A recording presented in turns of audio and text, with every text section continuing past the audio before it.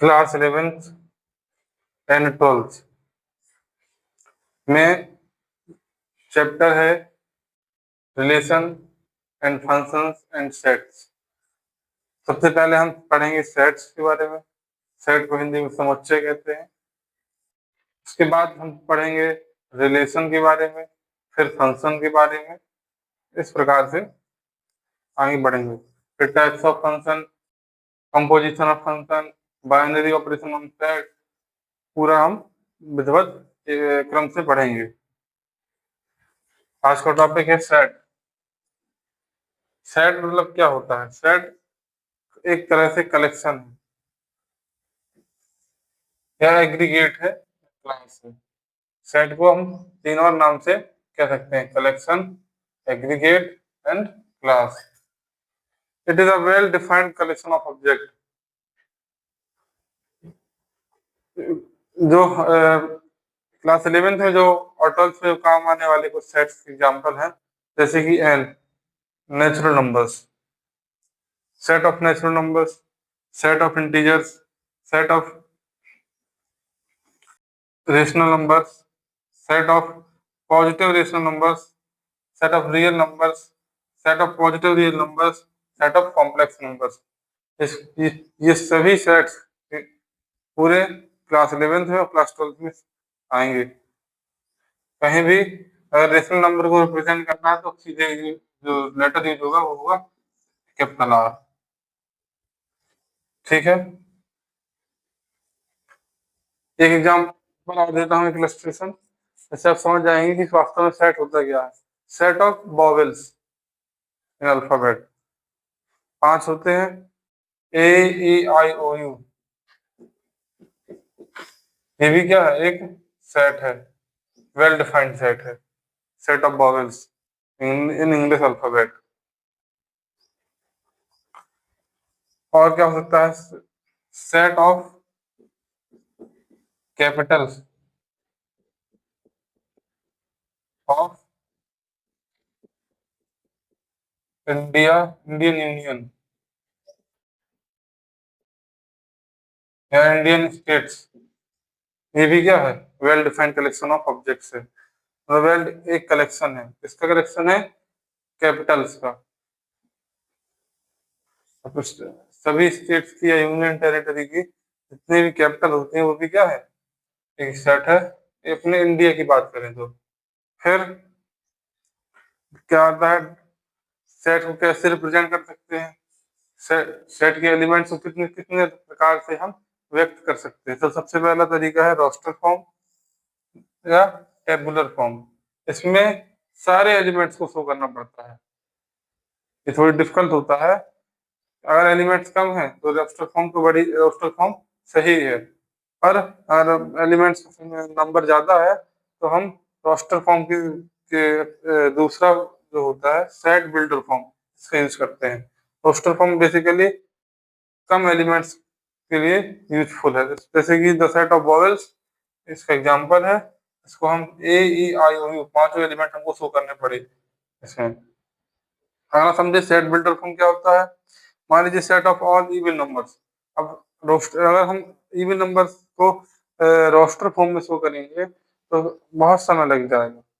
2, 4, 6, 8, 12, 14, 16, 18, 20 खत्म ही नहीं हो रही। ऑल इवन नंबर्स को शो कर पाना किसी भी चार्ट पे बहुत मुश्किल है। इसलिए हम उसमें सेट बिल्डर फॉर्म यूज करते हैं। ई रिप्रेजेंट करता है इवन नंबर को। E is equal to x, where x is element of N और x is equal to 2n।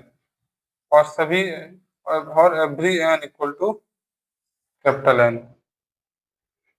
X अब एलिमेंट है नेचुरल नंबर का यहाँ, और एक्स 2n के बराबर है, और स्मॉल एन भी एक नेचुरल नंबर का ही एलिमेंट है। ये एलिमेंट का साइन है, ये बिलोंग्स टू।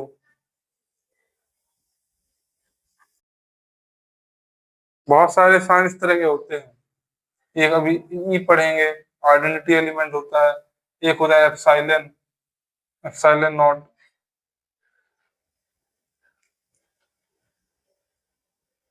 अब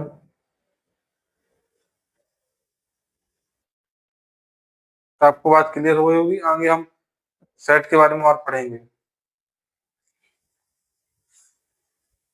थैंक्स। अब हम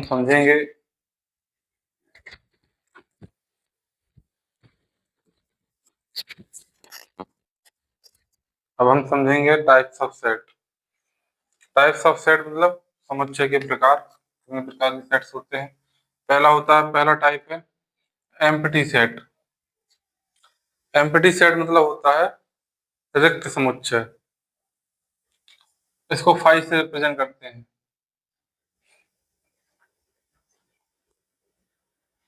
इसके दूसरे भी नाम है नल और वाइड सेट। नल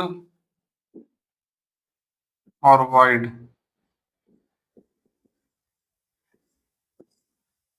एम्प्टी सेट। एक एग्जांपल मैं देता हूँ यहाँ पे। एक्स एलिमेंट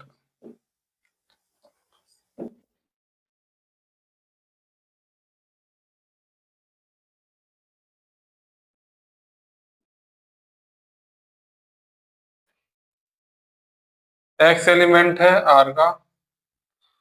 इस प्रकार से है जहाँ एक्स स्क्वायर बराबर -2 के। ये संभव ही नहीं। कभी भी किसी नंबर का स्क्वायर, कभी भी किसी नंबर का स्क्वायर नेगेटिव नहीं आता है। इसलिए ये क्या है, नल और वाइड सेट है। Empty set. सिंगलिटन सेट क्या होता है, उसमें केवल एक एलिमेंट हो। फाइनाइट सेट क्या है, उसमें नंबर ऑफ एलिमेंट्स को काउंट किया जा सके, लेबल्ड किया जा सके, उनका नंबर फाइनाइट हो। इनफाइनाइट सेट में नंबर ऑफ एलिमेंट्स फाइनाइट नहीं होते हैं, इनफाइनाइट होते हैं। इक्विवेलेंट सेट्स क्या होते हैं, दो set, two finite set equivalent set कहलाएंगे। The n A equal to n B हो, यानी दोनों का ऑर्डर सेम होना चाहिए। या ऐसे कह सकते हैं कार्डिनल नंबर्स दोनों की क्या होनी चाहिए, सेम होनी चाहिए।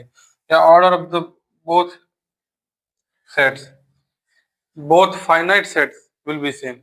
ये दो फाइनाइट सेट का ऑर्डर सेम है, यानी ऑर्डर क्या होता है, नंबर ऑफ एलिमेंट्स। दोनों के नंबर ऑफ एलिमेंट्स अगर सेम है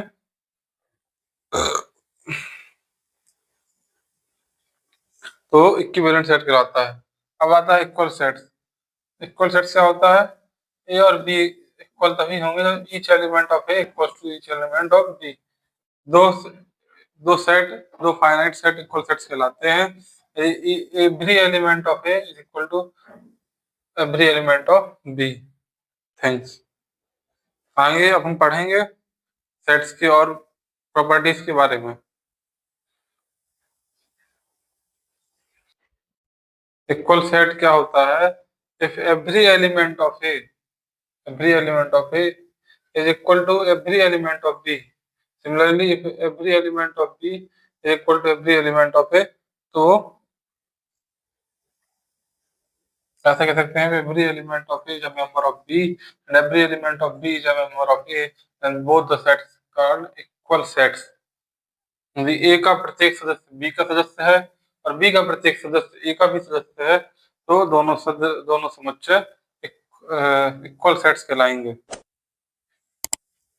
थैंक्स।